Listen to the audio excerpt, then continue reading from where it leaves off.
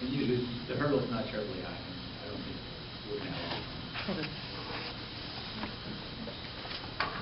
If you, how much tax increment will come out of defining the neighborhoods in crisis, or the strong neighborhoods, basically? How much money will come out of there? How much gets lost to the general fund, and what's the plan to replace that?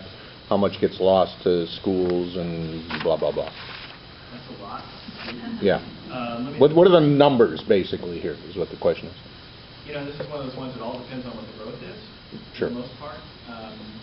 And it also depends on how you choose to use that money.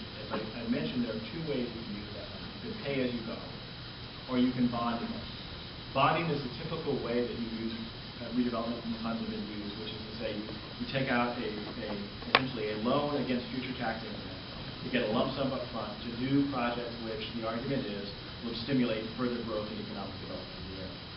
So what we see from strong neighborhoods, and I don't have the precise numbers for you, but I can probably get you some more precise numbers as we go a little closer. But we see a stream of revenue that would allow you to start to see tens of millions of dollars flowing into redevelopment fairly soon. And then over time, assuming that, as we believe is the case, you continue to see an increase in value in these areas, you would actually see the amount of funds coming from the strong neighborhoods kind of doing a cross with the amount of funds coming out of the industrial areas, until over the 30 or 40 year lifespan you have as much funding coming out of the strong neighborhoods area as you probably now do out of the industrial area. Could I qualify something Kip just said? I think it's important. I don't want to get too in the weeds, but this is not a linear relationship in terms of the revenue. There's a trigger out there that we really need to be able to get out there and bond. Right now, we're only getting enough revenue out of RVA tax increment, well, barely to pay off bonds and some of our obligations, not all of them. So, as a result, we don't have enough, and the number is somewhere around $200 million in tax increment revenue to get to a place where we have sufficient revenue that the financial markets would allow us to bond. Once we can break that, right now it's $200 million barrier in tax increment. Now we're into the world of bonding, and all of a sudden we have sort of a loaves and fishes type miracle in which $1 becomes $8 of bonding capacity. And that's where tens of millions of dollars or more can be generated in the short run. And so it is somewhat speculative, and a lot depends on the details here. But the point is, we're really doing this so we can get over that hurdle. The other issue that's really out there, really haven't explored, and I just want to make sure you guys are aware of it, is the county is looming, and all this involves negotiations with the county, and the county is very concerned about what's in it for them and whether or not we are pulling revenue that would otherwise be very flexible for them. And by paying them with redevelopment bond proceeds, they now have revenue which is very restricted for particular uses that they may not be able to freely use. And so those are complex conversations that we are continuing to have with the county as whether or not they will allow us to do this. So just to clarify, we already have the taxation sunset. One has been sunset in well, there are actually 19 areas that sunset over time, but they began, this first one, I think, 2012 is when some of the first areas, a couple of them lose some of the power. So is the idea to introduce the idea being employed around to introduce now a new one? Is that? That's essentially what it is. This is a new funding stream. Separate from what's going on with the governor and the yes. Okay, yes, this is not a response to the governor so much as a response to our local issues and our local economy. Okay, so then in mind, there was a letter to the editor either yesterday or the day before that basically said, I'm glad that the redevelopment agencies are going away. He basically said that that's the job of the city anyway. How can you explain what does he mean that without the redevelopment agency, is the city not supposed to be doing all this?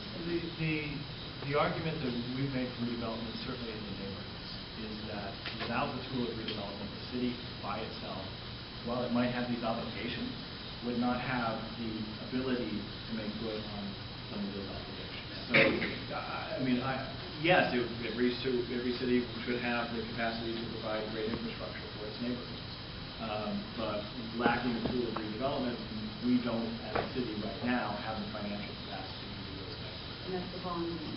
And it's two things. It's the ability to capture the additional tax income, right, which otherwise would be distributed differently. So there are increased funds. Secondly, you're able to bond, which if you bond wisely, you're able to bring needed funds in early and do investments that make sense. And really the third thing is the flexibility of the redevelopment agency as a tool. And let me give a micro example of this because I think it's important in the larger piece. I talked about the work in Greater Gardner.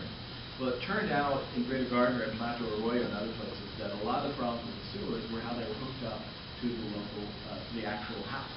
The houses that were clogging and bad stuff was happening from what was going in. With some redevelopment funding, we were able to go beyond what a city was able to do and actually work with private property owners to get new Y cleanouts put in for very low-income homeowners so that that problem wouldn't recur. That's a tool that redevelopment has by California law at this point to work on private property and in a more entrepreneurial way that the city by itself is restricted in doing. So it's both additional money, the ability to bond that additional money, and some of the flexibility in how that money is used. If it's used wisely, it goes beyond what a city by itself couldn't do, regardless of what the city's obligation. That makes sense. I wanted to address real quickly Pete's question about the city. What is the city impact on this? It probably is about $4.5 million impact on the general fund, growing over time, and just as our tax increment grows over time. And that's why I've talked very clearly about the types of investments, because the city wants to make sure that if it's losing that flexible funding base, that what is replacing it is making investments that strengthen its fiscal bottom line.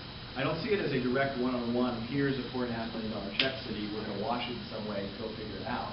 Though there are some payments that the redevelopment agency makes to the city which allow other funds to be freed up.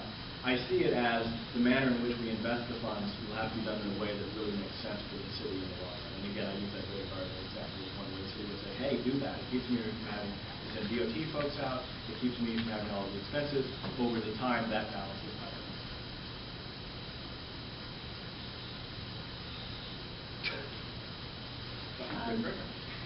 If I just want to clarify, if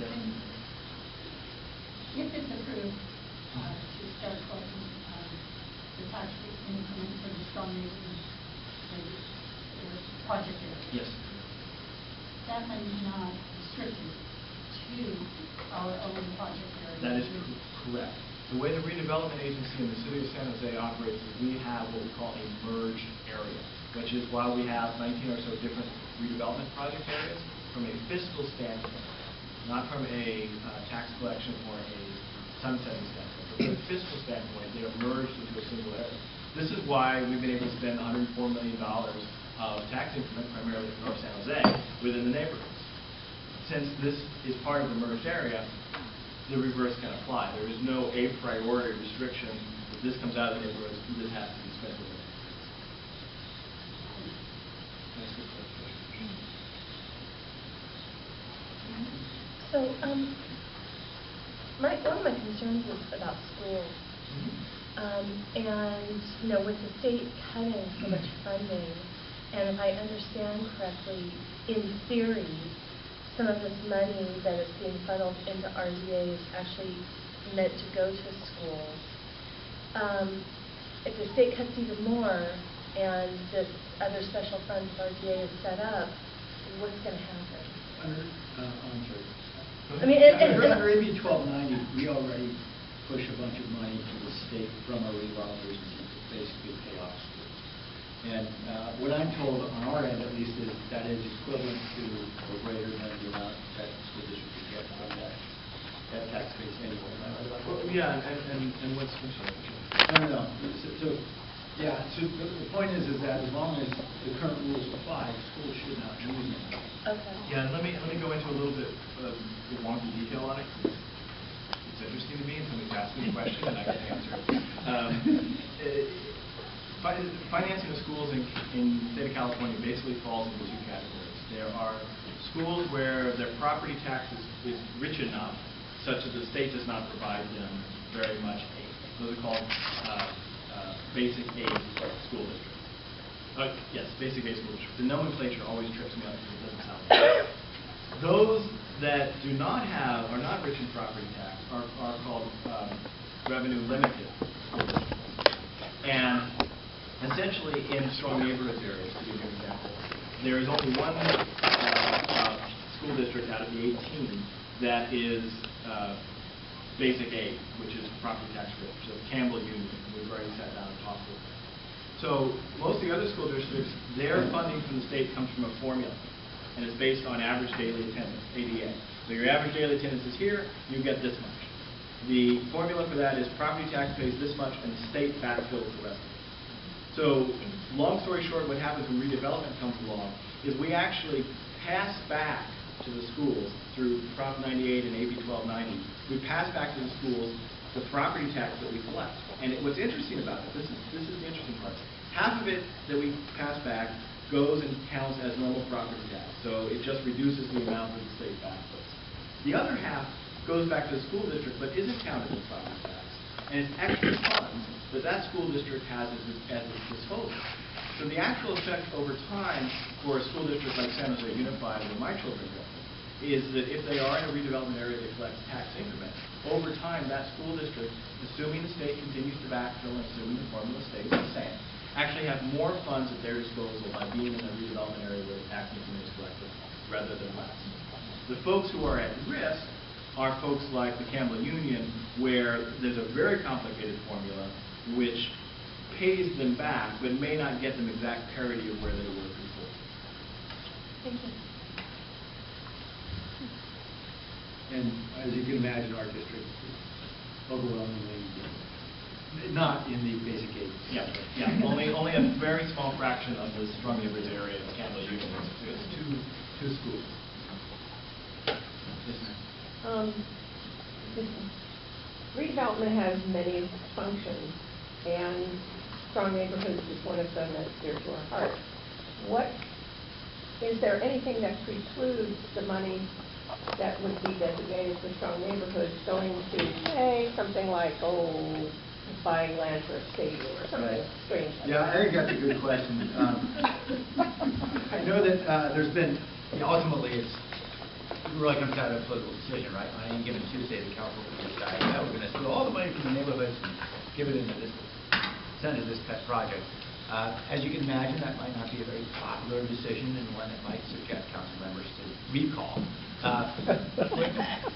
I would expect, should something like this go through, that there would be, and we haven't gotten to that point yet because we don't have the county signing on yet, and that's really a critical step at this point. But if we get the county on board, I think you're going to see council enact pretty clear guideline about what percent of money stays in the neighborhoods. So people are all clear about this before it gets voted on as to where the money's going. Right now, with the way that the agency's budgeted, there is no guarantee on percentage. That's correct.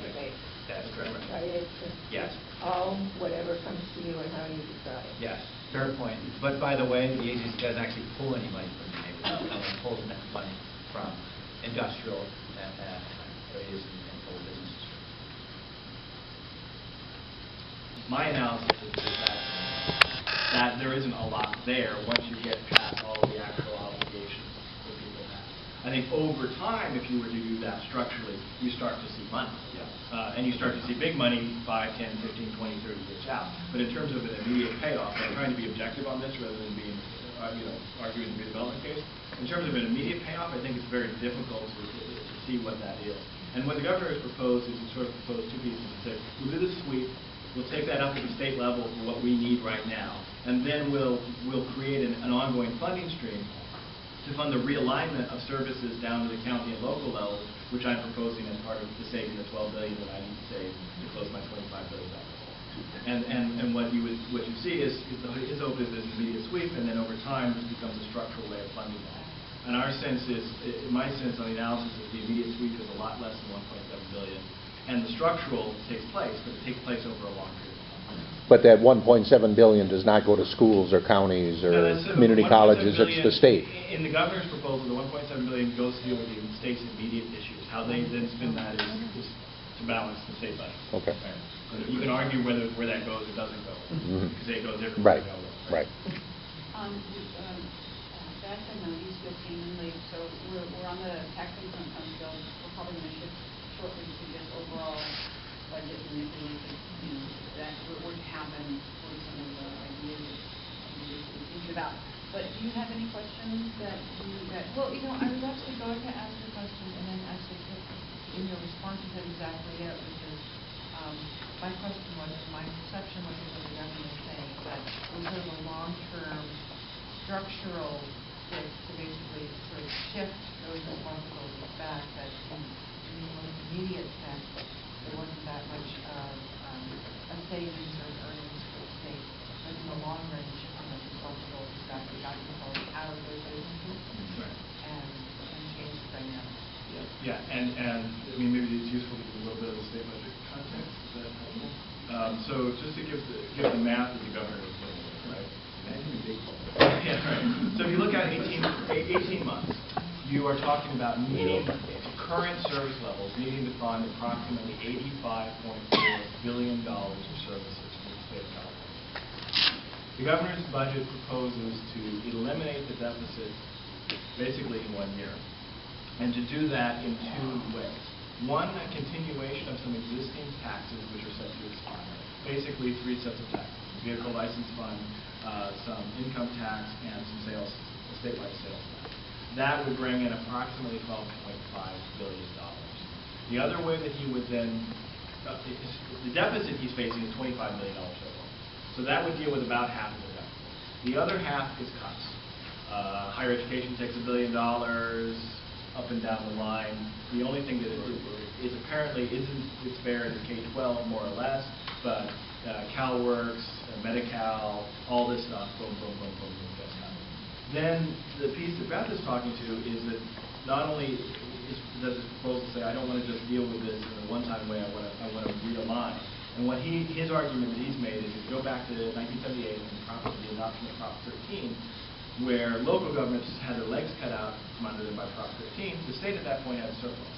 And it began to take on board functions that were local functions. And you should know he was pretty involved in state politics at the time. And his argument is, well, that made sense at the time. It now makes sense to take these functions that the state has taken on and devolve them back to the county and to the city.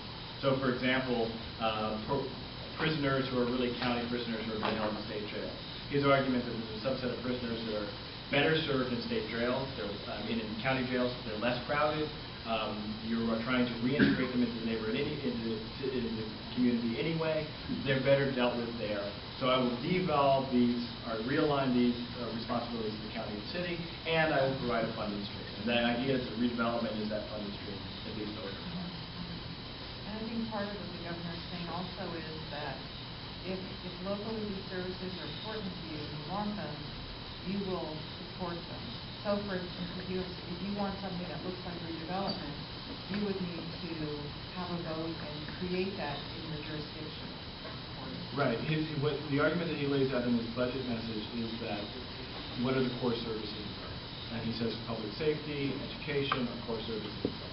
And he says that economic development is something that's important, but he makes the argument that it isn't as important as these other things. But if the localities want redevelopment, there is a mention, though it really isn't worked out yet, of a mechanism that with a idea would be with a 55% vote, you could create some sort of local tax or local body capacity that would replicate some of the ability of what we have in redevelopment. But you'd have to have a voter measure to do that and pass that, and you'd have to essentially, that wouldn't be increment, that would be a new tax and raise new revenues. And then the argument he makes is if it's really important to you, you do this. Good luck with that. Just if I could be parochial for a moment, Donna, I'm sorry to cut you. In terms of defending the economic development purpose of the RDA, in the state of California, we have no Office of Economic Development, you might have noticed. While SunPower is looking to build plants and facilities in Arizona, and Solar Power is going up to Oregon, and a lot of our local companies are looking in other places to expand. The state of California pretty much is a spectator in that sport. And the only thing we really have in terms of economic development are enterprise zones and redevelopment agencies, and the proposal is to eliminate both of those. Obviously, I'm not about to pit in enterprise zones and redevelopment agencies against CalWORKs or, Medi-Cal for poor children. That's not, nobody wants to do that. But you can imagine there's a concern when cities up and down the coast are saying, look, every other major city and every other state has a great advantage because they can work with the state of Texas that has a pool of money and tax incentives, and all we have is California. I'm sorry.